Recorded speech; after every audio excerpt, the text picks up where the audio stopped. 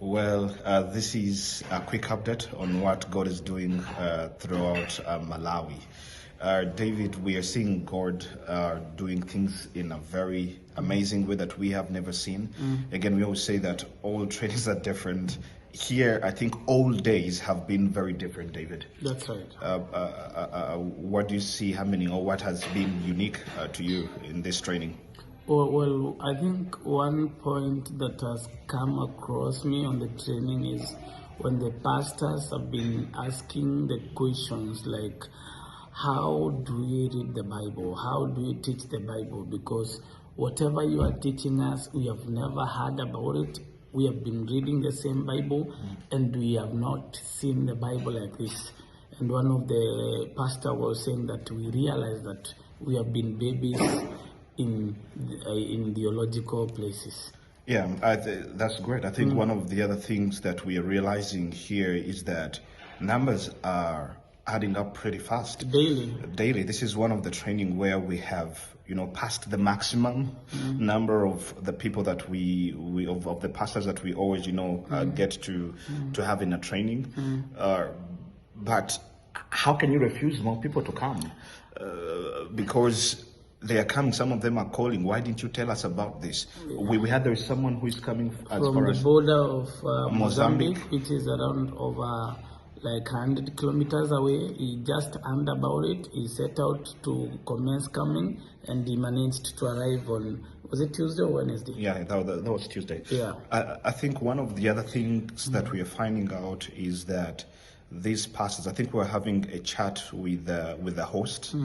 And we were asking, because of the series of questions that were coming as we are training, most of them are to do with, fatherhood, spiritual fatherhood. And we were asking, what is the situation of the church in Malawi when you come to fatherhood?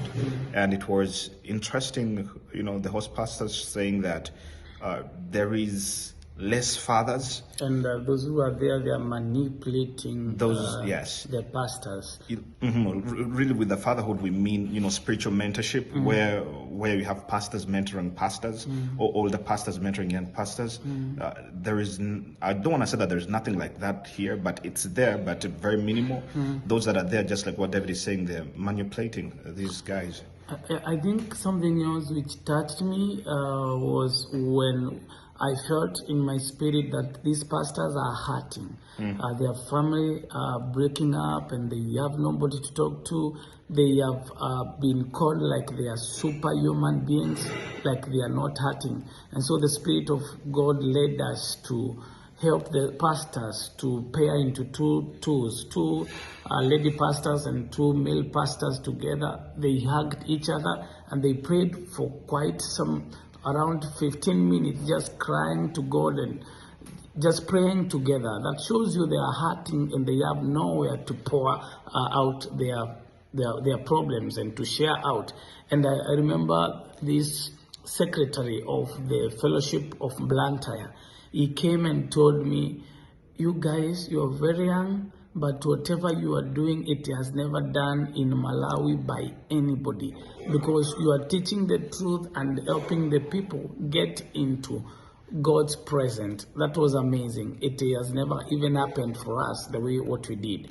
Yeah, well, again, God is being glorified in this place, and He's moving in unexpected ways. We have done things that we have never done in other trainings. Yep. I think maybe lastly, one of the other unique thing about this training is, because this is the southern region of Africa.